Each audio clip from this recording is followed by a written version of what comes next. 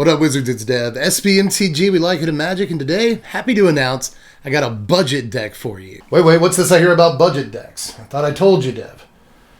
We're not doing budget decks anymore. Can I do a budget deck for the people once and forever?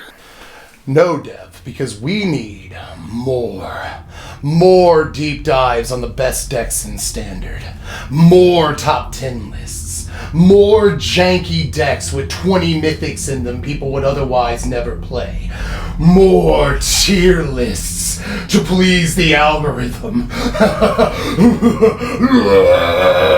Alright, stop. Collaborate and listen. No jokes. Let's get serious, but it is time to listen up for a second. So I guess that did work in the end. But anyway, it doesn't matter. What we need to acknowledge is what got us here in the first place. And I want to keep doing all that content that you say feeds the algorithm and its never-ending, ceaseless hunger. But I also know that there are a whole subset of players out there who have been with me from the beginning and a whole group of people I have yet to reach to this point, who every Friday night fill up their backpacks, their book bags, whatever, with sleeveless cards that have little graphite marks all over them from being in their book bags for so long. And they go to their buddy's house and they proceed to have the only fun they're going to have all week because their home life sucks, or their school life sucks, or their work life sucks, or whatever the deal is. And those people don't have all the money in the world to spend $500 on every standard deck tech we put out. They don't have all the money in the world to spend 20 mythic wild cards on every deck we put out. They want something cheap, fun, functional, and a third thing. A third F word. Effing good. They want, that's what a whole underground of casual players want. And that's what I'm going to give to them from time to time, because that's how we used to do things around here. Is that okay? Yes. The algorithm has deemed this subset of players you speak of to be profitable. You may proceed. All right. I will. You won't be disappointed. It is a good deck. It's a good one. It's a fun deck. It works. I wouldn't be doing a budget deck right now if I didn't think it was a good deck with a lot of potential. So let's do it. You guys are still here, aren't you? I'm sorry about that. Let's talk about Azorius Disturb. It's a good deck. And I'm your favorite Magic Channel's favorite Magic Channel. Best believe that the professor go bananas for my deck techs. I come correct like a porn star, slicing up all these other suckers with my sword mark. And we're back. Hey, remember to like and subscribe, do all the YouTube stuff. It would mean a lot to me. And you can watch me play Magic on Twitch. And if you want, you can throw $1 in the Patreon pot every month to help support the channel. That also means a great deal to me. And after you buy this deck, you probably have $1 left over. It's only $25 to get in on the ground floor of this deck right now. And it is actually all three of the things that I was telling Jerry over there. I think his name is Jerry. It might be Gary. I've never bothered to learn. I don't care. But in any case, this is a functional deck. It's got all the synergy in the world. And I like the way the numbers shake out. We'll talk about that. But it's also fun. This deck is a freaking blast to play. And maybe most important of all to a lot of you, it's effing good, I think is the last thing we hammered out there. Again, I wouldn't be bringing you this deck if I didn't know that this was both a good and very fun deck to play that's super, super cheap. So let's go back to the old days for a second and talk a little budget. What we're going to do first is talk about the 3 cards that are most important in this deck. These are all the things that benefit us playing cards out of our graveyard, flashing things back, disturbing creatures, and all that. And they're all really quite important. So let's start with the most important one, and it's not even a card we got in Innistrad Midnight Hunt. And that is Vega the Watcher.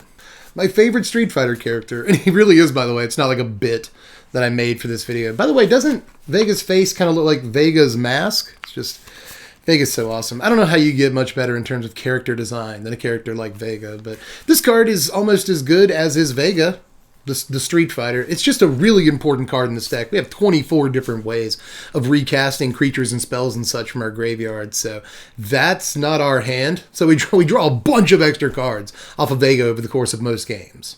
Like seriously, it's not uncommon for a Vega to draw you like 5 or 6 extra cards over the course of the game, and those are the games that you win most of the time. It also flies.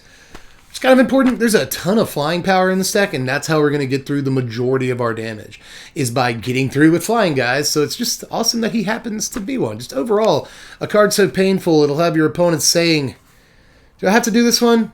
Is this a joke I have to do? Alright, fine. It's a card so painful, it'll have your opponent saying owl. Can we move on to the next thing? It's Devoted Graphkeeper. I guess he's a statistician. Is it Graph Keeper? I come up with that. I can't blame Jerry for that one. That was all me. But Devoted Graphkeeper is subtly one of the best cards in the entire deck, because with so many things that we can play out of our graveyard, this is sometimes just a 2-mana creature with 2 power that also draws 2 when it comes into play, and that's like unbelievable. But it doesn't stop there, because the ability to tap down creatures and get through in combat really matters in this deck. Again, we've got a whole bunch of flying dudes, so sometimes the opponent has a few flyers, an Eye Twitch or an Elite Spellbinder or something like that here or there. That would be really annoying, but when you have the ability to tap down your opponent's flyers, get in with all of your flyers, that just ends games like nuts. So it is an unbelievably powerful card in some spots. And yeah, sometimes you'll play it, it'll put 2 lands in your graveyard and you'll be like, curse you, Graphkeeper! But other times, you'll play it, it'll put 2 cards in your graveyard you can cast, and you're like, thanks, Graphkeeper, you're awesome. And then when it does die, which it will do eventually, it just comes back as a 3/1 flyer, which is really good. I've had Devoted Graphkeeper as a flyer close out a whole bunch of games for me. So if I had to pick like a actual most important card in the deck, it might be this one. Might even say I'm devoted to it. That one's mine too. I'm sorry about all the bad puns in this one, but I am playing 2 copies of Ominous Roost. Now, I know this card looks like it's for the birds. Again, I can't blame that on anyone. That came straight from my brain. In the end, I decided that the best number of Ominous Roost for this deck was either 0 or 2. And I guess I chickened out. Good one, Gary. I'll give you that one. But anyway, in the end, I decided to keep 2 copies of it in the deck because I just can't quit it. I can't quit the card. And sometimes it is super awesome in that it pays you off for, those turns where you flash back or disturb 2 things in the same turn or 3 things in the same turn. And then all of a sudden, if you get another turn, you get an extra 2, 3, 4 flying damage. And that matters a lot. So Ominous Roost has helped me close a bunch of games, but I wouldn't play a whole bunch in the main deck. I really wouldn't. And again, the correct number might be 0. I got a total of 17 Disturb guys in our deck. That's a lot. That's a ton of dudes that can come back from the graveyard whenever you want them to. Which is, I don't have to tell you, like, really good against sweepers and removal. Can we get that out of the way? This deck is actually really resilient in that department. If your opponent has removal, you don't care so much. Most of our creatures come back as a better version of themselves. We've already seen that with Devoted Graphkeeper, but it's true with like Dinoc, Pius Apprentice, which is great. I had a bunch of people suggest this card to me on Twitter when I first posted a version of this deck, and I wasn't actually super sure about it. I'm sometimes dumb. I occasionally am a dumb person, but I tried out 2 copies of the card in the deck, and then I decided I wanted 3 copies of the card in the deck. It's just that good. It actually, the front half of it doesn't really hurt you in any way. It also protects you from your opponent, like, exiling cards from your graveyard, like Disturb guys or flashback cards or whatever. So this helps hold down and guarantee all of your value into the late game on its front face. But then on its back half, it also is a 3/2 flyer. Again, a lot of flying in this deck. It's a 3/2 flyer that's kind of like a Bygone Bishop or whatever, if that's the name of it. I forgot. That said, it does cost 4 mana to disturb, and a lot of the stuff we have in the deck to disturb or flashback costs less than this, and we're trying to put together a lot of turns where we double or even triple spell to get as much value as possible, and Dinoc is often not part of those turns, so it's not always an all-star, but it always does some work. But you know who is, like, basically always an all-star? Old Hermit the Pog over here. Malevolent Hermit is just, like, the nuts. Great card, especially in this format right now, where you got like Epiphanies, Ren and Sevens, Eska's Chariots, Sweepers, all that kind of stuff coming your way at any given time. Like, this just counters like all of it. It at least makes your opponent wait a few turns, and if you play to the board enough in this deck, they don't have that many turns to like hold off and beat this card. Or, if they spend mana to remove it, that's fine with you too. That's something else they couldn't do with the mana on their turn.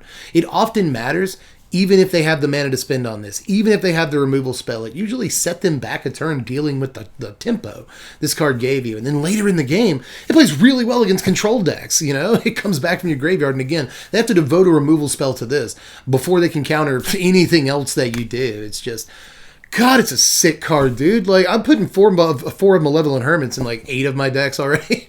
Already this season. I'm just kind of addicted to this card, and this is the perfect deck for it. It just absolutely silly what this card can do for you, and it beats entire decks by itself. I'm also playing 4 Lunar Veteran here. There are 24 total creatures in the deck, but again, like, almost all of them have Disturb. All but a very few of our creatures have Disturb. So not only do we have the 24 creatures to cast the first time, but we have like 17 creatures to cast a second time. So awesome, you know, we're going to gain a lot of life off of this thing. And something kind of techie and important about this is that this is the cheapest creature to disturb in the entire deck, and that'll really matter when you have an Ominous Roost out. You pay 2 mana, you get a 1/1 flyer and another 1/1 flyer off of your Roost. Or maybe, again, if you're trying to double or triple spell on a turn and your mana's kind of limited, this just costing 2 mana matters a great deal if you want to tap as many things down with Devoted Graphkeeper as possible. Or maybe you just have a couple of mana left after all the other stuff you did that turn and you want to draw a card off of Vega. This allows you to do that. Just all the awesome stuff this thing does. And by the way, on the back half, it helps you gain some life too. So just incredible card for keeping us in the game against the aggro decks and stuff. Just always good. Always, you're so good, buddy. Now, our final Disturb guy is just 2 copies of Chaplain of Alms, who was a 4 of at first, and then a 0 of. And I didn't like him being a 0 of. I wanted a few more Disturb things. I just wanted some more stuff to play out of the graveyard in the first place. I didn't like our numbers in that department. And I felt like we needed a couple of more bodies. We needed a couple of early bodies. And it turns out an early body like this is pretty good in this format. And it'll block and kill anything from Usher of the Fallen to a dry Luminarch Aspirant. It'll hit a Shambling Gas with first strike, a Prosperous Innkeeper with first strike and stay alive. There's a lot this card does, actually. 1/1 first strike is better than you think in the very, very early game. You know, it doesn't trade with an eye twitch. There's a lot again, there's a ton of cool stuff that a 1/1 first strike can do right now. But it also gives our creatures a little bit of protection when it does come back. 4 mana is a lot to disturb it, but it could be worse, I guess. And then it comes back as a flyer with 2 powers. So again, pretty decent against sweepers. There's just a lot of little niches with this card that I think make our deck just like 2 percentage points better. So it should at least be a 2 of. You'd be surprised how often old Charlie Chaplain fills like a point in your curve or does something cool for you when you're trying to double spell, or responds to a sweeper by getting more, you get a body out of your yard that gives all your dudes ward against control decks. Just solid guy. But again, I don't think he's a 4 of. I don't think he's a 0. But in any case, last creature we're playing is a dude that I did not think we were going to end up on, but it impressed me a lot. It just feels like a Tarmogoyf in this deck. In some cases, a better Tarmogoyf. We are playing 4 copies of Shipwreck Sifters. In this deck, we are doing that. Just look at it this way. If you discard a thing with Disturb to it, the turn that you play it, like on turn 2, you paid 2 mana for a 2/3 that drew you a card. It's really, really good. And as turns go on and you cast other cards in the deck that make you discard stuff or whatever, then you're going to be really happy you have this laying around because it's just enormous. And in multiples, it's unbelievable. I can't believe I'm advocating so hard for Shipwreck Sifters. It just really impressed me. Seriously, I thought the card was going to be a train wreck, much less a shipwreck when I first started playing with it, but the card is really very good. So play 4 copies and report back to me. I think it's great. But anyway, we're actually playing spells in our Magic deck. I know it doesn't seem like it because I've talked about these creatures forever, and I did that whole bit at the beginning that took a long time, so I'm sorry about that. I hope you enjoyed it. But let's talk about the spells, because now I get to talk about the other most important card in the deck. I keep saying like this or that is the most important card. This is seriously in the top 3. Faithful Mending is just flat out stupid, dumb, unbelievable with what we're doing here. It's also like the most expensive card in the main deck, even though it's just an uncommon. People have taken notice this is just a great card. So it's like $225, $250 to get a copy of this right now. But in our deck, it kind of just draws 2 cards for 2 mana and gains 2 life. And then we get to recast it again for 3 mana. Always at instant speed, which is stupid for a few reasons. With Vega, we can draw cards at instant speed with this card. It's just sitting in our graveyard. We effectively draw 3, discard 2. For 3 mana and gain 2 life. That's so good with the Vega. And with Devoted Graphkeeper, remember that before your opponent goes into combat, you can tap down their dudes so they both can't attack or defend against your guys. Which is a line that comes up in nearly every freaking game. If you remember like one piece of tech from this video, that's the one you should remember. Instant speed things you can flashback are very, very dumb with Devoted Graphkeeper because they keep you from dying and also let you get damage through. So whenever you can do that, please do it. But again, this just draws 2 and you discard 2 things you can cast anyway. And your Shipwreck Sifters gets big. It's just, whew! Faithful Mending, like this is the deck for it. You have not truly experienced the power of Faithful Mending until you played this deck. But we're also playing 2 Homestead Courage, which I don't have as many nice things to say about. But, you know, again, just like everything else, this is especially very good because it's the cheapest card in all of Standard to flash back. It's very good for the turns where you're trying to triple spell and get all the value off of Ominous Roost, tap as many things down as possible with the Devoted Graphkeeper. Hey, doesn't it sound awesome to draw a card off of Vega for 1 mana and put a counter on Vega? Probably. So that's how I usually do it. But, oh, that sounds really good. So Homestead Courage is in the deck.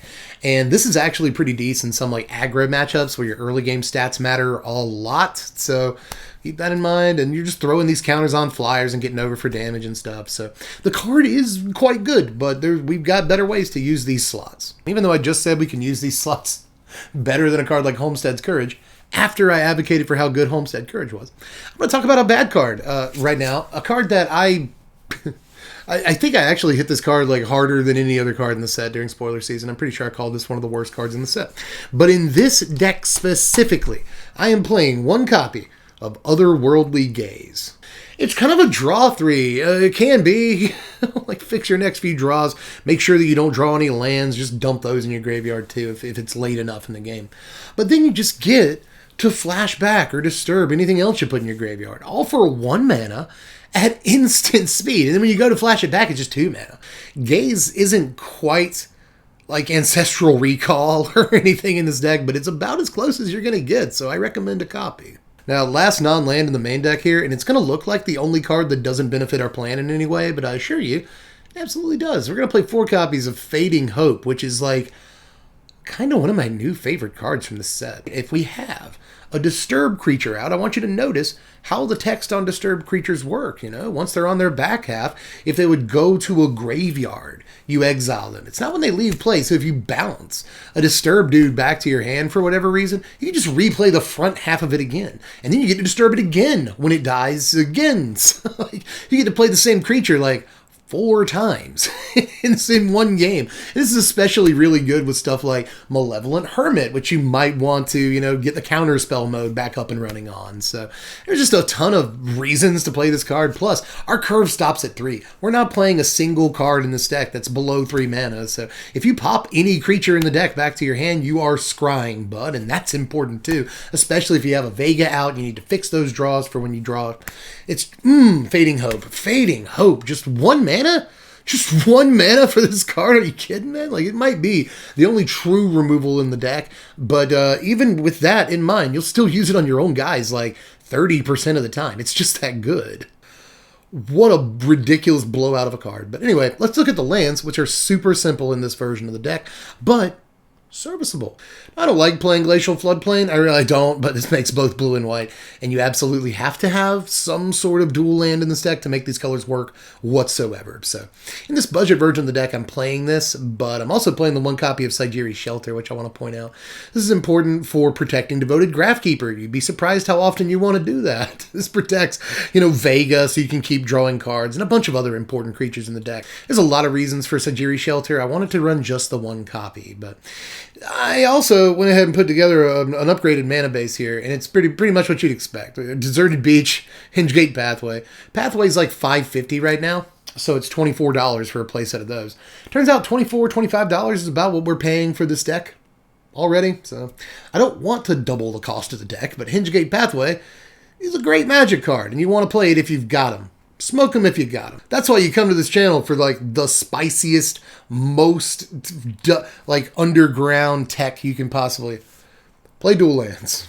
Now here's the sideboard right here. And we do have some interesting stuff. Some removal options like Portable Hole, because the aggro matchups, especially mono white, are good. They're good against us, it turns out. So we want to slow the bleeding as much as possible. Portable Hole and Doomscar are good at that. I like Doomscar in this deck because if we have a bunch of creatures that are on their front face, we can cast a Doomscar and just not care. You know, we can rebuild pretty easily the next turn just by disturbing guys. So Doomscar, even though we do play 24 creatures, often doesn't hurt us as much as it hurts our opponents. So you'll definitely side this in against mono white.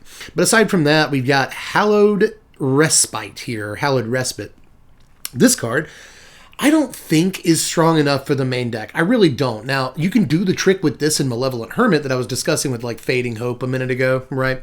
This can reset Hermit to its front face to where you can counter something again, which does matter, but I didn't feel like the card mattered quite enough to take over slots from anything we're doing in the main deck. That said, you have access to all those tricks out of the sideboard if you want them, and this can also flip like the tokens that Ren and 7 makes and remove them from the game forever. And you flash it back and get the second token that they make. That's pretty good, you know. If your opponent has a Luminarch Aspirant, they put like 3 counters on a creature, just flicker that creature and make it lose all of its counters. Now it's butt naked and a lot easier to deal with, and you can flash it back and do it again. So, like, there are sideboard situations where there are good things for the card to do, but I think it's mostly dependent on it being able to target your opponent's things profitably and not necessarily your own. Now, here are your power rankings. A final score of 61. That is very good for a $25 deck. And if you put the dual lands in, you'll be increasing your consistency at the very least by a point. You know, if you include like Faithful Absence and stuff, especially if you can find room for it in the main deck, you may increase your defense by a point here and there. So I think this deck actually has like real potential, especially for a $25 deck if you don't count like the basic lands and stuff. The deck is $25, and that is a hell of a price for something that, again, I'm going to bring it back to the beginning, that again is not only this functional and good, it really is like a good deck that can put up a fight against a lot of other decks out there, at least in the pretty vast experience I've had with it so far. I've been building this deck for a while, been kind of obsessed with it. But it's also, and I think this is most important to me as a Magic player, fun. Even when you're losing sometimes, you're just like, oh, I get to draw 6 cards this turn and, you know, affect the board in like 12 different ways, and you think you're losing. It turns out like, oh, I can flash this back, tap these 2 things down and get in 12 damage and I win. That's lethal. Well, pro tip, the last bit of tech here if you wanted some tech on your way out. Play to the board almost as often as possible, but Faithless Mending can change the math on that real quick if you've got access to it in your yard. But most of the time you do want to be playing to the board in the deck. Just quick. Depends on the game state. But again, this deck can be really difficult to pilot because it presents so many different decision points that are critical. So, you know, don't think that this deck is going to be a breeze or anything like a lot of the budget decks I put together, or that it's mindless or anything like that. No, this deck can be difficult but extremely rewarding. So I really sincerely hope you get to give this deck a shot. It's not like the other decks we've been doing for the last 2 seasons where like, hope you get to play this $300 deck. No, it's $25. If you've got it, give it a shot. It'll give you a lot of fun all season long. So I promise, it's a fun deck if nothing else, and it will win you a game or 2. But if you can, hit the first link in the description, go over to Cog Player and check it out for the cheapest prices on the internet. They got that going for them. They're not even over here anymore. I'm just waving at nothing. But anyway, do all the other stuff. Watch me play Magic on Twitch. Check out the Patreon. Like, subscribe. Do all the YouTube things. And also tell me how you would build this deck.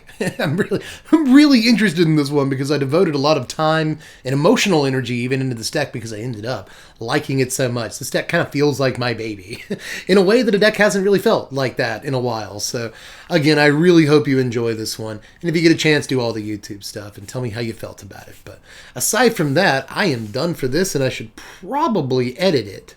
You edit YouTube videos? Yeah, you got to do that. Anyway, love you guys, and I will catch you cats later. Thanks for watching, Wizards. Spread love and be kind. Is that good enough, Jerry? Gary? Is that enough for you? My name is Timothy.